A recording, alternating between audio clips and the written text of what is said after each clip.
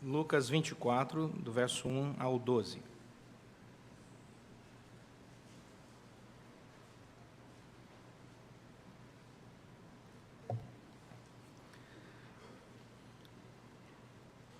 Vamos ler de maneira responsiva.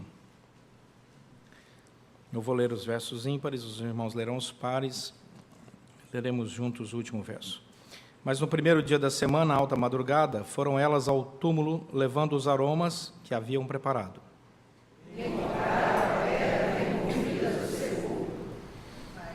Mas ao entrarem, não acharam o corpo do Senhor Jesus.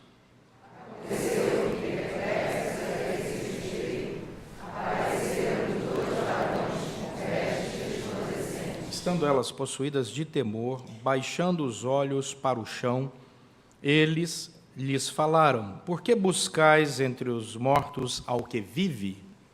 Ele não está aqui, mas ressuscitou. Lembrai-vos de como vos preveniu, estando ainda na Galileia. Quando disse: importa que o Filho do Homem seja entregue nas mãos de pecadores e seja crucificado, e ressuscite no terceiro dia. E voltando do túmulo, anunciaram todas estas coisas aos 11 e a todos os mais que com eles estavam.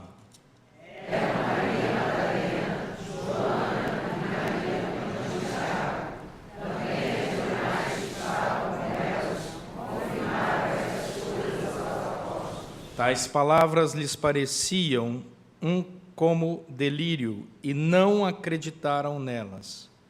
Pedro, porém, levantando-se, correu ao sepulcro e, abaixando-se, nada mais viu, senão os lençóis de linho, e retirou-se para casa, maravilhado do que havia acontecido. Amém. Vamos ler, orar, depois de ler, pedir que o Senhor fale aos nossos corações. Senhor nosso Deus, somos gratos pela leitura livre da Tua Palavra e rogamos que o Teu Santo Espírito fale aos nossos corações, pois oramos em nome de Jesus Cristo.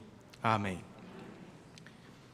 Irmãos, não são poucas as pessoas que nos perguntam no dia a dia, a mim e a você, sobre a morte. E o que acontece depois que alguém morre? Para onde ele vai, não vai, dorme, acorda, não acorda? Como é que essa pessoa, essa alma entra na presença de Deus ou não? Se já existe o julgamento ou não? São muitas as dúvidas. Muitas as dúvidas das pessoas que estão aí fora querendo saber. E é interessante porque a morte é uma realidade para qualquer pessoa, não interessa a religião dela. Pode ser um islâmico, pode ser um budista, pode ser um espírita, pode ser um cristão, pode ser um ateu, ninguém escapa dela. Ela é uma triste realidade, uma triste realidade. E ao longo da história da humanidade, foram se criando, então, crenças a partir desta triste realidade, deste momento em que todo ser humano passa por ele.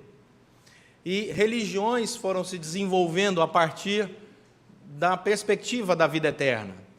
O que é que acontece depois que essa vida passa? No islamismo, por exemplo, existe uma tentação na hora da morte, e o islâmico ele ora 2 vezes, ele reza 2 vezes por dia pedindo, uma das características de conteúdo da reza deles, é que eles passem por esse momento sem ter que enfrentar o diabo, porque no islamismo eles acreditam que na hora da morte, o indivíduo tem um confronto com o diabo, e o diabo se transveste, se aparenta como alguém muito querido da pessoa, tentando tirar a pessoa do islamismo. E se ele sair do islamismo, eles creem que ele está totalmente perdido. Então eles oram para que não passem por essa prova. No budismo, eles acreditam que 1000 Budas vem resgatar a alma do indivíduo e levar essa alma para um processo de purificação kármica. Então, há um processo de reencarnação para ir pagando os pecados da vida anterior. E o Espiritismo bebe nessa mesma fonte para falar sobre esse pagamento kármico através da reencarnação. São várias as religiões que falam sobre vida depois da morte. Tem uma, por exemplo, que diz que se você reencarna, e no processo de reencarnação, quando a pessoa morre, ela pula de planeta em planeta. É um estágio de 7 planetas que a pessoa pula na morte. E que se ele erra o salto de um planeta para o outro, ele reencarna como macaco. Reencarna como macaco. E por aí vai, né? Então, toda vez que você visitar um zoológico, você olha o macaco e fala, errou o salto. Né? E aí você começa a perceber, dizem que macaco velho não pula em galho podre. Aí a gente começa a entender as teologias da vida aí. Ela está nessa direção aí. O Antigo Testamento fala sobre a importância do tema.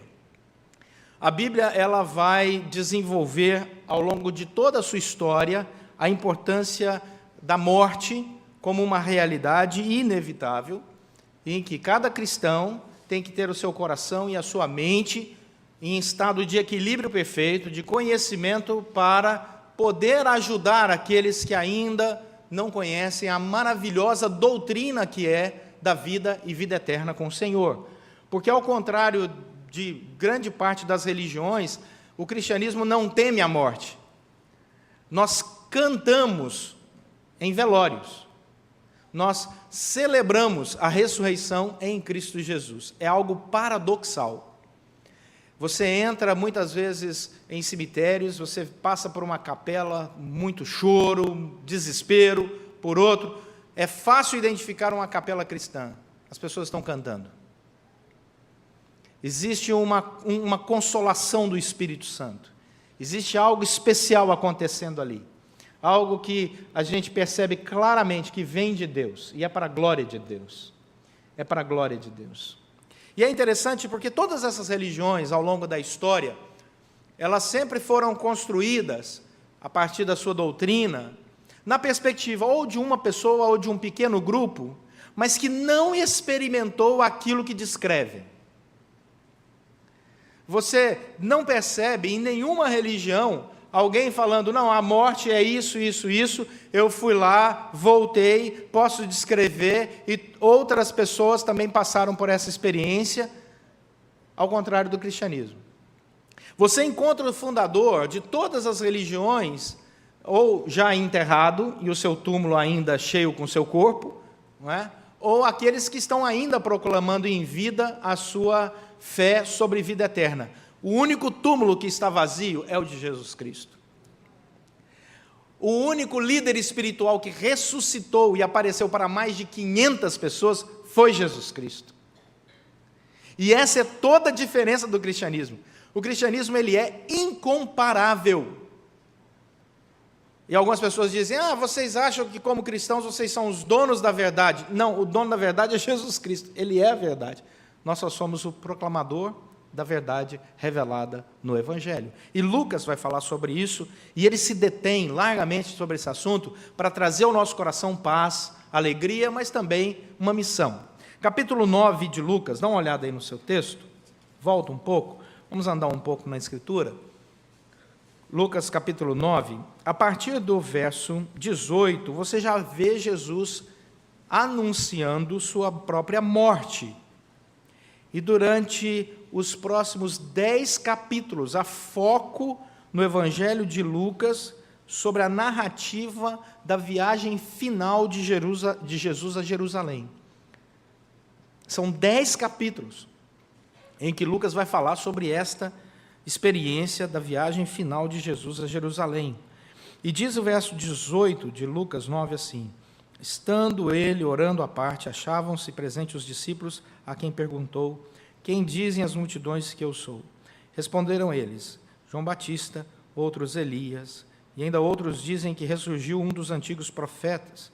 Mas vós, perguntou ele, quem dizeis que eu sou? Então falou Pedro e disse, és o Cristo de Deus. Ele, porém, advertindo-os, mandou que ninguém declarassem tal coisa, dizendo, olha que interessante o verso 22, é necessário que o Filho do Homem sofra muitas coisas, seja rejeitado pelos anciãos, pelos principais sacerdotes, pelos escribas, seja morto e no terceiro dia ressuscite. Olha, Jesus anunciou detalhadamente aquilo que os profetas já haviam dizendo no Antigo Testamento sobre sua própria morte, prazo, forma, o que aconteceria depois. Jesus Cristo não foi pego de surpresa quando foi levado à cruz.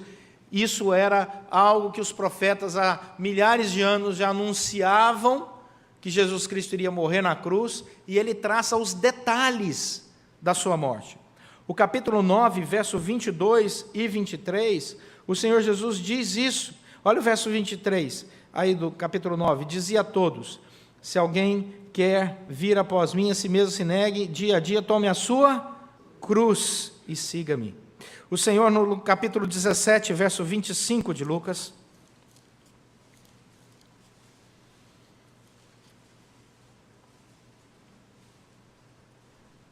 o Senhor Jesus fala sobre a vinda do reino, e ele diz: mas importa que primeiro, verso 25 do capítulo 17, ele padeça muitas coisas e seja rejeitado por essa geração. Capítulo 18, verso 31 a 34. Tomando consigo os 12, disse-lhes Jesus: eis que subimos para Jerusalém, e vai cumprir-se ali tudo quanto está escrito por intermédio dos profetas no tocante ao Filho do Homem. Pois será ele entregue aos gentios, escarnecido, ultrajado e cuspido, e depois de o açoitarem, tirar-lhe-ão a vida, mas ao terceiro dia ressuscitará. Vamos ler juntos o verso 34. Eles...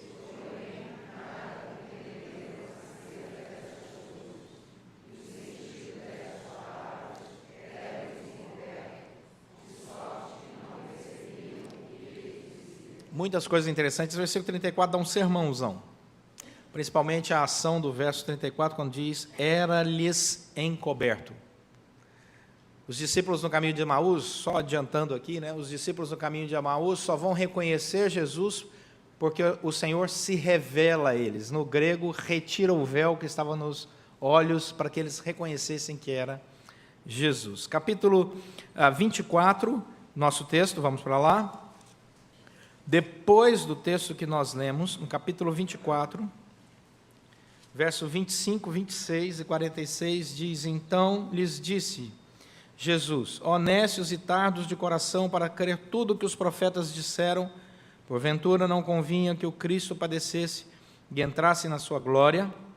E começando, verso 27, começando por Moisés, discorrendo por todos os profetas, expunha-lhes o que a seu respeito constava em todas as Escrituras. Olha o verso 46. E lhes disse: assim está escrito que o Cristo havia de padecer e ressuscitar dentre os mortos no terceiro dia.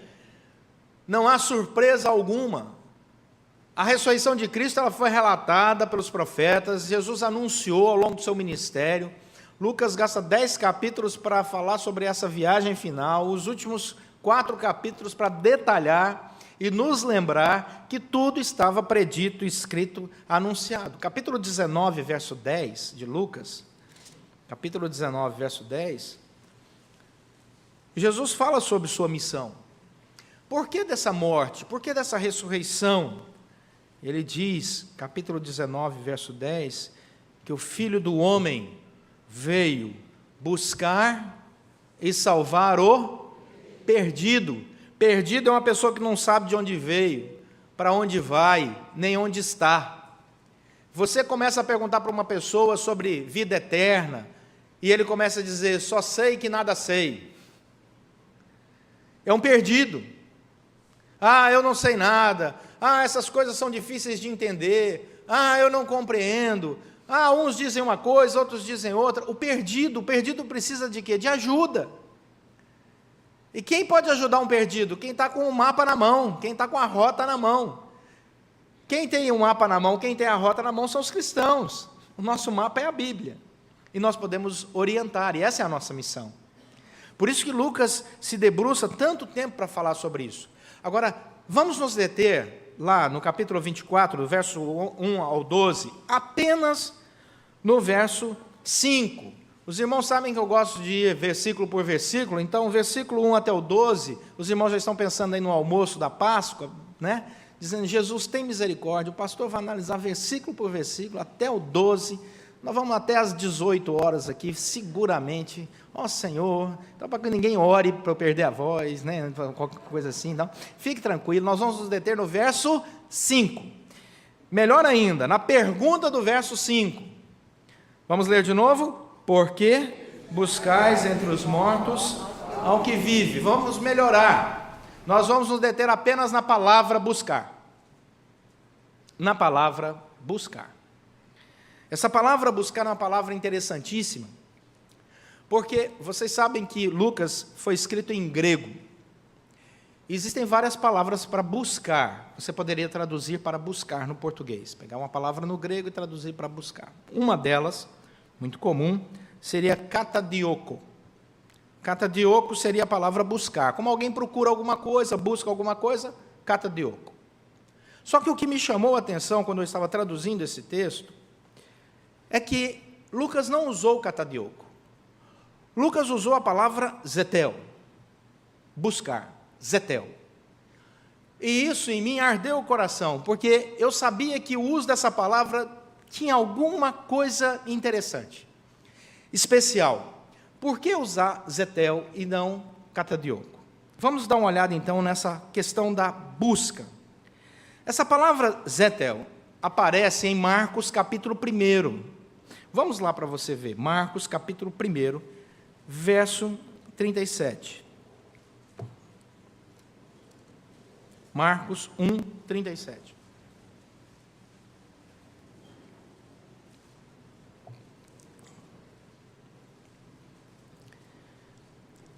Tendo encontrado a Jesus, lhe disseram, todos te buscam, no grego, zetel. As pessoas estão indo atrás do Senhor, tentando encontrar o Senhor num lugar. O lugar é importante. Zetel é usado para a tradução da importância de um lugar. Agora, interessante é que o verso 36, do mesmo texto de Marcos 1, diz, procuravam-no diligentemente Simão e os que com ele estavam.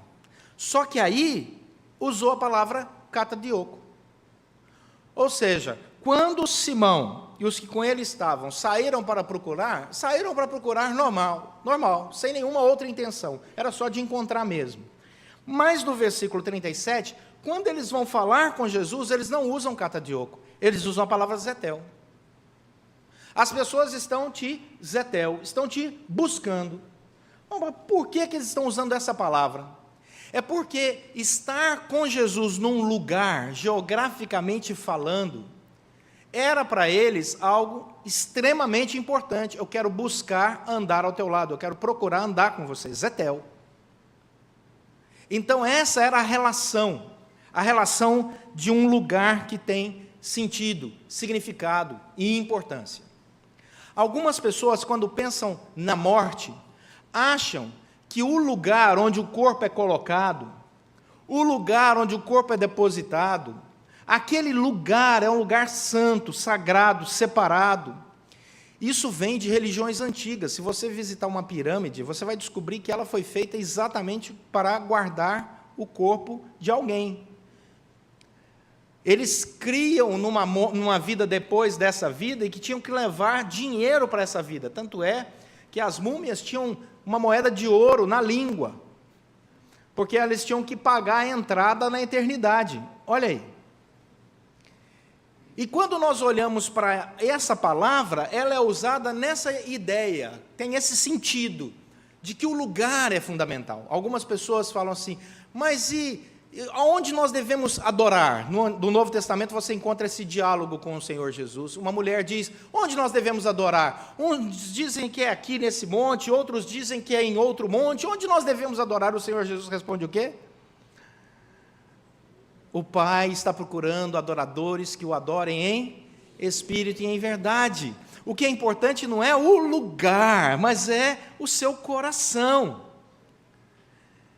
Então, muitas vezes, nós percebemos as religiões criando um espaço geográfico e se preocupando em construir verdadeiras adorações, né, ao lugar, como se aquilo fosse importante na hora da morte. Não é. Não é. 1 Coríntios capítulo 1, verso 22. A palavra zetel, buscar, procurar, tem outro significado. Eu só estou abrindo portas, depois vamos fechar essas portas. Então, a primeira seria a ideia de um lugar especial. 1 Coríntios 1, 22.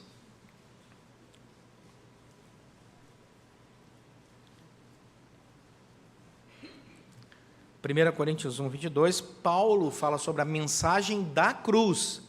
E ao falar sobre a mensagem da cruz, em 1 Coríntios 1, 22, ele diz: porque tanto os judeus pedem sinais, como os gregos, zetel, buscam sabedoria. Só que aí não é lugar. Buscar sabedoria, e a tradução tem a ver com conhecimento. Portanto, quando os anjos, lá no capítulo 24, falaram: por que buscar entre os mortos ao que vive? Você poderia traduzir: por que você está buscando num lugar especial as respostas aos seus anseios sobre vida eterna? Poderia ser traduzido assim. Mas poderia ser traduzido de outra forma: por que buscar conhecimento na morte, se ele está vivo? 1 Coríntios, capítulo 1, verso 22. Quando da transfiguração, por exemplo, lá em Mateus capítulo 17, verso 1 a 8, Jesus tem ao seu lado a revelação ali, o momento em que aparecem, né, Elias e Moisés. Pedro, Tiago e João percebem que são Elias e Moisés. Elias e Moisés estão conversando com Jesus, mas Elias e Moisés não conversam com Pedro, Tiago e João, porque a Bíblia proíbe conversar com mortos. A intenção de uma pessoa em consultar um morto é para Deus a abominação. Tentar retirar dos mortos conhecimento é a abominação. Olha Deuteronômio, capítulo 18, versos 11 e 12. Deuteronômio, capítulo 18, versos 11 e 12.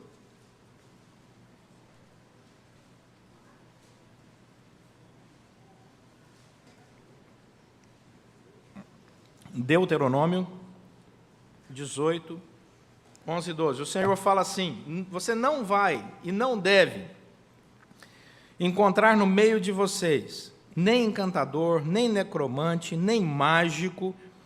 Gente, o mágico aqui é o mágico que usava magia no sentido de espiritualidade, tá? Não precisa apedrejar os irmãos aí que fazem mágica, né? Eu conheço um filho de pastor, agora até pastor, que ele falou: eu não faço, ele é um excelente mágico. Ele fala: não, eu faço ilusionismo, pastor. Eu falei: calma, tem que ir, não tem problema não. Aqui, a intenção aqui era outra da magia, ok? E ele diz mais: nem quem consulte os mortos. Agora, olha a opinião de Deus no verso 12 sobre quem consulta morto. Pois todo aquele que faz tal coisa é abominação ao Senhor, Yahvé. E por estas abominações, Yahvé, o Senhor, teu Deus, os lança de diante de ti. Então, quando alguém fala: não, vamos consultar o morto, vamos atrás de alguém que já passou dessa vida para outra, ele será enganado espiritualmente, porque ele está num ambiente de abominação. Deus não aceita. Não aceita. Não há essa comunicação. O Senhor Jesus deixa isso claro no Evangelho. Não há. Não há. Algumas religiões dizem que quando alguém morre, ele fica preocupado e intercedendo pelos seus na terra. Existe uma linha do kardecismo que diz que se uma pessoa, quando ela morre, ela não vai para a cidade de transição, porque ela está em agonia, porque ela não quer deixar o corpo, a alma apodrece junto com o corpo. Olha que loucura esse negócio. Então, essas religiões, elas vão enchendo as pessoas de perguntas sem respostas e de perturbação mesmo. Você percebe que as pessoas começam a ficar agitadas com essas linhas de raciocínio, que não existe nenhuma comprovação nem histórica, nem teológica, doutrinária, sobre sua fé. E, infelizmente, são pessoas perdidas que merecem a nossa oração e a nossa orientação, como muitos de nós aqui já um dia estivemos também perdidos. E Deus nos alcançou com a sua graça, ao nos revelar o valor da ressurreição em Cristo Jesus. E esse é o ministério do Espírito Santo. Então, Zetel pode ser traduzido dessa forma, como alguém que vai buscar conhecimento. E os anjos poderiam ter, se você for traduzir um texto assim, mais livremente, poderia ter perguntado isso: por que você está buscando conhecimento nos mortos, se ele está vivo? A terceira forma de traduzir Zetel é Marcos capítulo 8, verso 11. Marcos 8, 11. A palavra grega aparece aqui. Marcos 8, 11, quando diz: e saindo os fariseus, puseram-se a discutir com ele, com Jesus Cristo, e tentando-o, pediram-lhe um sinal do céu. Pediram-lhe, Zetel, buscaram um sinal do céu. É interessante, em Mateus capítulo 12, verso 38 a 40, as pessoas perguntam para Jesus: nos dê um sinal, e Jesus diz: nenhum sinal vos será dado, senão o sinal de Jonas, que é o quê? 3 dias, e depois aparece entre os vivos. Jesus já anunciava ali a sua ressurreição. William Hendrickson vai dizer que as predições de Jesus foram claras ao longo de todo o seu ministério, sobre sua morte e sua ressurreição. E aí a pergunta que fica muitas vezes no coração de todos nós é: como é que nós, cristãos, seremos depois da nossa morte, depois da nossa ressurreição? Como é que nós seremos? E só para adiantar uma coisa que eu já falei aqui, já preguei uma série de sermões sobre isso, mas alguns não estavam, então, como é que vai ser o seu corpo, o meu corpo, depois da ressurreição? Filipenses capítulo 3, versos 20 e 21, eu já disse para os irmãos até grifarem na sua Bíblia, não é da igreja, não, na sua, né? Colossenses 3, 20 e 21, se você estiver usando a Bíblia da igreja, estiver grifada aí, você vai falar: alguém assistiu esse sermão, né? O dia que eu citei esse texto. Filipenses 3, 20 e 21. Pois a nossa pátria está nos céus, de onde também aguardamos o Salvador Jesus Cristo, o Senhor Jesus Cristo, o qual transformará o nosso corpo de humilhação, que é esse nosso corpo. Por que esse corpo é de humilhação? Porque ele é um corpo pecador, ele é um corpo que envelhece. Você pode lutar contra isso, mas não tem jeito, não adianta, subir na cadeira vai ficando mais difícil, ou não é verdade? Não é? Tem hora que não dá para dar aquela esticada a mais, e você que um dia já foi pentecostal, você vira presbiteriano, né? A gente começa a ficar mais moderado aqui nos nossos, né, louvores, né? Porque a coisa vai ficando difícil, né? Mas graças a Deus, não significa que o presbiteriano não, é só uma questão de prevenção. Nós somos jovens, já estamos prevendo lá na frente. E o texto vai dizer, versículo 21, que o nosso corpo de humilhação vai ser igual ao corpo da sua glória, segundo a eficácia do poder que ele tem de até subordinar a si todas as coisas. Como é que era o corpo de Cristo na glória? Cristo comia, Cristo bebia, Cristo foi reconhecido, Cristo conversava, Cristo se lembrava das pessoas, sim, as pessoas se lembravam dele, sim, é uma bênção. Jesus passava por uma parede, Jesus atravessava e podia ser tocado depois. Você imagina que coisa boa isso? Você desaparecer num lugar e aparecer outro. Estou vendo alguns irmãos aí preocupados com ar-condicionado, está frio aí, para mim está ótimo, que eu estou de toga. Né? Ele fala assim: eu quero ir lá para o Caribe agora. Você já pensou que maravilha? E vai. O que Deus tem reservado para nós, na Nova Jerusalém, nós não temos a menor dimensão, meus irmãos. Vai ser espetacular. Você vai cruzar comigo lá nas ruas de ouro de Jerusalém, vai falar: pastor, é melhor do que o senhor pensava. Mas muito melhor. Muito melhor. Pastor, olha quem está aí no céu. Vamos ali resolver um negócio ali? Né? O céu vai ser fantástico, nós vamos nos lembrar de coisas, conversar uns com os outros, não haverá dor, não haverá rancor, não haverá morte, não haverá choro, não haverá lamento, não haverá diferenças sociais, vai ser magnífico. De onde nós tiramos isso? De Cristo. Qual a diferença de Cristo com outros grandes líderes mundiais de muitas religiões por aí, Cristo ressuscitou. Apareceu para mais de 500 pessoas. Eles comeram com Ele, andaram com Ele, perceberam que era Ele. Deram suas vidas por causa desse testemunho. Essa é a grande diferença. Nós estamos olhando para aquilo que poderemos experimentar pela graça do Senhor, se a nossa fé for encontrada segundo a graça do Senhor nesse grande dia, pronta para isso. Tem um teólogo que eu não gosto de jeito nenhum, eu sempre discordei. Quando eu estava lendo alguém que chegava fulano, eu falava, sempre. Mas pela primeira vez aconteceu um milagre.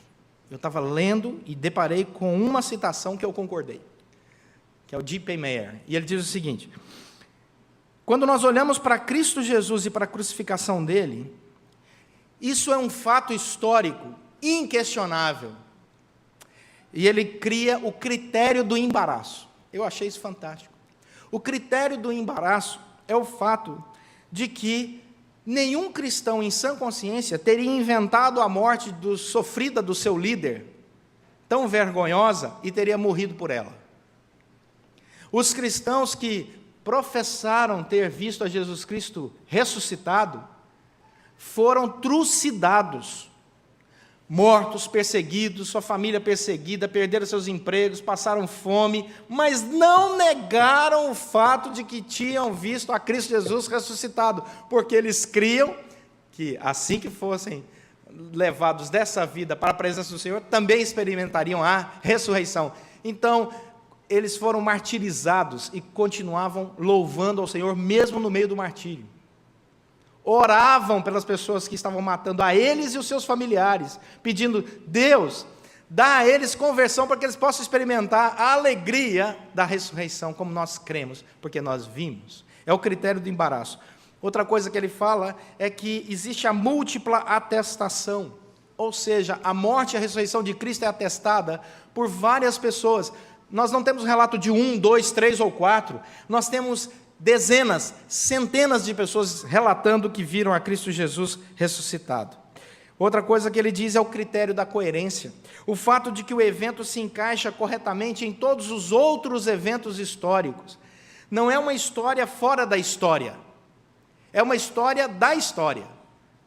Jesus Cristo não viveu numa terra que você não sabe onde é, num povo que você nunca ouviu falar. Você vai dizer assim, pastor, isso tem importância? Tem. Por exemplo, a igreja Mormon, ela diz que Joseph Smith recebeu a revelação de tábuas de egípcio reformado.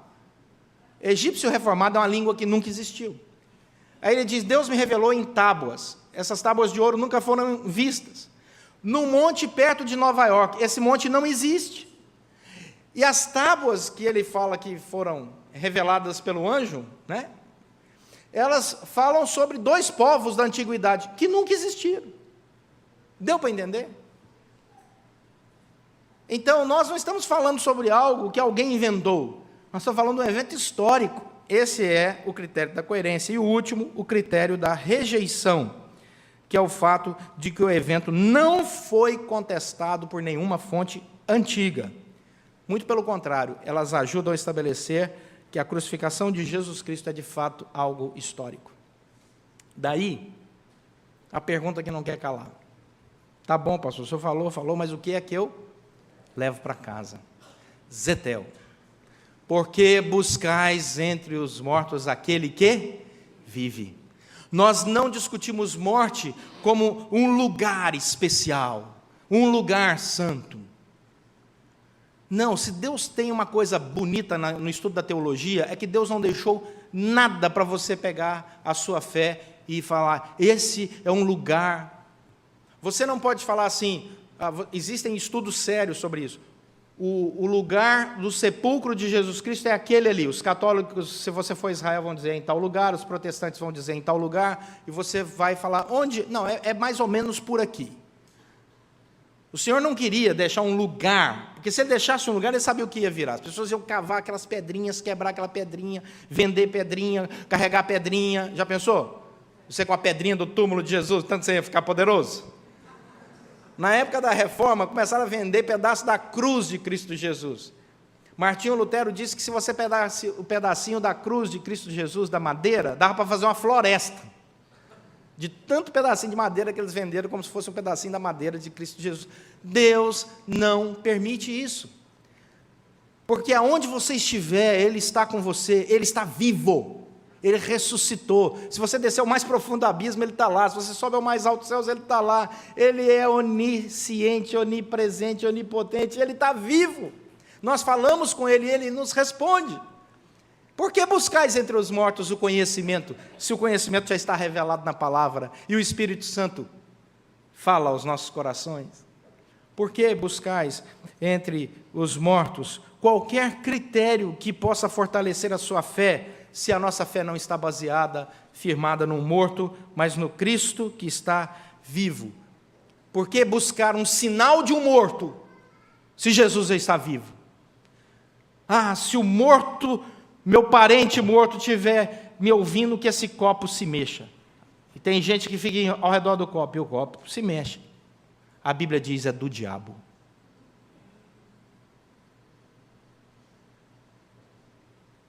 Porque não há contato entre mortos e vivos. Foge que você está no lugar errado. E eu já disse, quem crê no Jesus errado, embarca na salvação errada e desembarca no céu errado. Nós devemos levar para casa que nós não buscamos entre os mortos o morto, mas aquele que vive. Por isso nós celebramos a ressurreição. E precisamos responder às dúvidas dos nossos queridos que estão aí fora seguindo outros caminhos, com a certeza que a Bíblia nos dá. Que quando fechamos os olhos aqui, abrimos na presença do Senhor, porque Jesus disse, hoje mesmo estarás comigo no paraíso.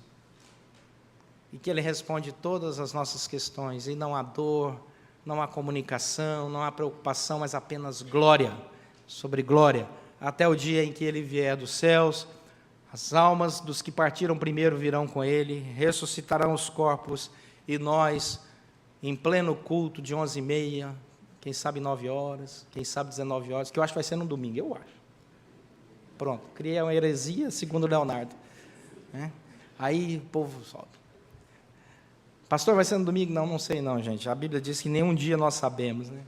Pode ser segunda, terça, quarta, quinta, sexta. Tem gente que vai dizer sábado, não. Sábado, o Senhor é dono de tudo. A palavra do Senhor vai dizer que esse é o dia glorioso em que nós nos encontraremos com o Senhor. A nossa ressurreição, a nossa transformação, e é isso que nós celebramos. Portanto, se as pessoas têm dúvidas aí fora, tenha respostas. Se as pessoas estão incertas, mostre certeza. Se as pessoas estão procurando e discutindo sobre vida eterna, revele aquilo que está na Escritura, fale para elas sobre Jesus Cristo, ajude. Faça com que a sua vida seja um testemunho da ressurreição de Cristo Jesus. Você vai abençoar muita gente. Muita gente. Porque eles vão perguntar, mas de onde você sabe tantas coisas? Você vai dizer que a Bíblia diz. A Bíblia diz. É a sua igreja? Não, a Bíblia diz. O seu pastor? Não, a Bíblia diz. É a sua denominação? Não, é a Bíblia quem diz. E quando a Bíblia diz, nós então entramos num estado de alegria profunda, porque nós não buscamos entre os mortos aquele que vive. Que o Senhor assim nos encontre. Vamos orar.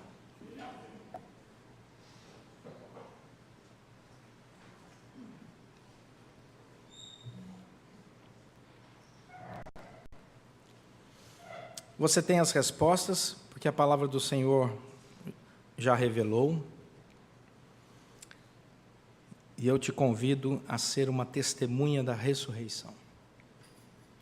Saia daqui, meu irmão e minha irmã, com um compromisso no coração, dizendo, eu quero proclamar esta verdade do Evangelho. Quando alguém me perguntar, Senhor, me dá boa memória, para que eu possa responder segundo a Tua palavra.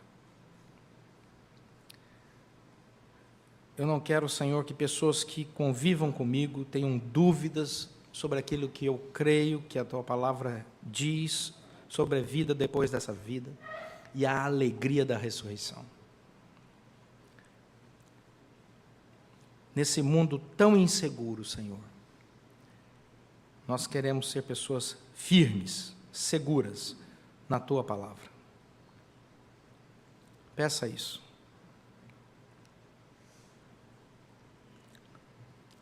Senhor, nosso Deus e Pai, muito obrigado por essa certeza que arde no nosso coração, essa convicção de fé, como diz a Tua palavra, que vem do Teu Santo Espírito.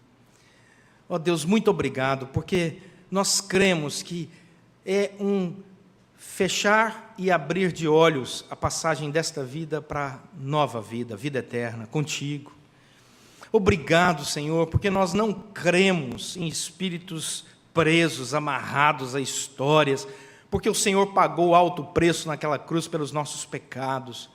O Senhor morreu e ressuscitou para que nós tivéssemos essa viva esperança nos nossos corações.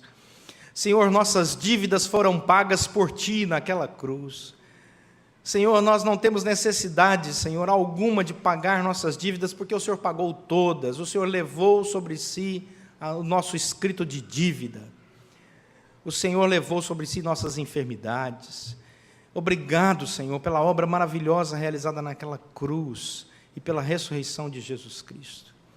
Agora, Senhor, que o nosso coração esteja alegre, leve, seguro, e que sejamos proclamadores dessa verdade, Senhor, pessoas que possam abençoar outras vidas com as respostas da Tua palavra.